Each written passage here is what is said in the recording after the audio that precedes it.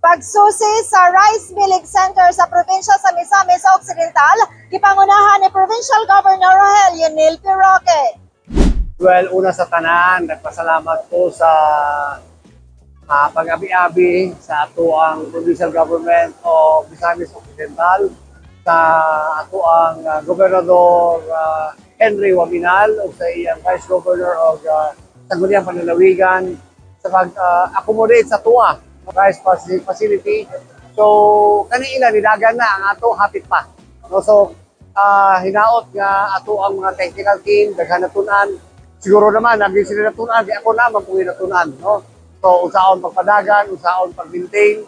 So importante sustainable ang proyekto no diha sa ato sa sinabuhagan.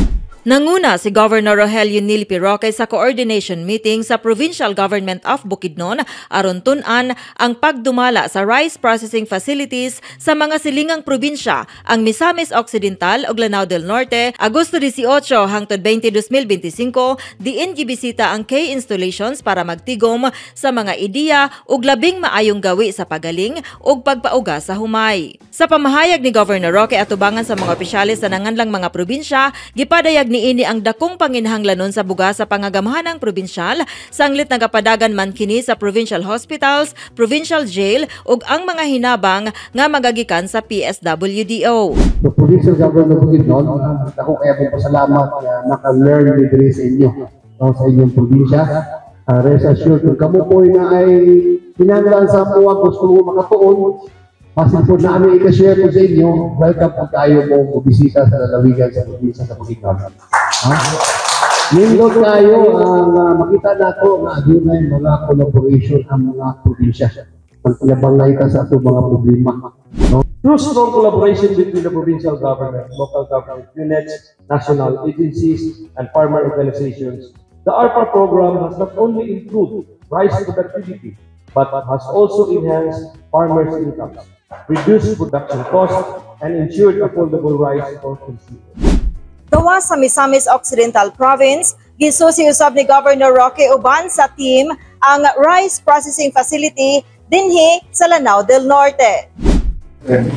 We would like to welcome you again to Lanao del Norte.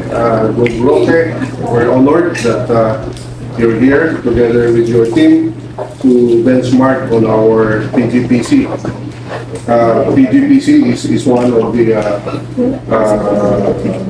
shall I say, project ni Hope Khalid. He started it during his first term, not first term, first season, siguro 3 terms. He started the governor 2007. Ang guided tour sa RCEF Rice Processing Systems sa Tanggob City, Misamis Occidental ug sa Kapatagan, Lanao del Norte nagapasiugda sa kung unsang paagi ang integrated milling and drying services nga nagapauswag sa kalidad sa bugas nga tumong sundon o sagupon sa Bukidnon ang mga best practices niini aron makamugna sa dugang panginabuhian ug business opportunities sa katawhan. Maawat pod dito sa atong rice processing grain center sa Bukidnon. So nakita na to ang ilang mga good practices dire, giyon sa nila pag-process ilahang pala, giyon sa pag-ugag, giyon sa pag-mill, giyon sa pag-distribute.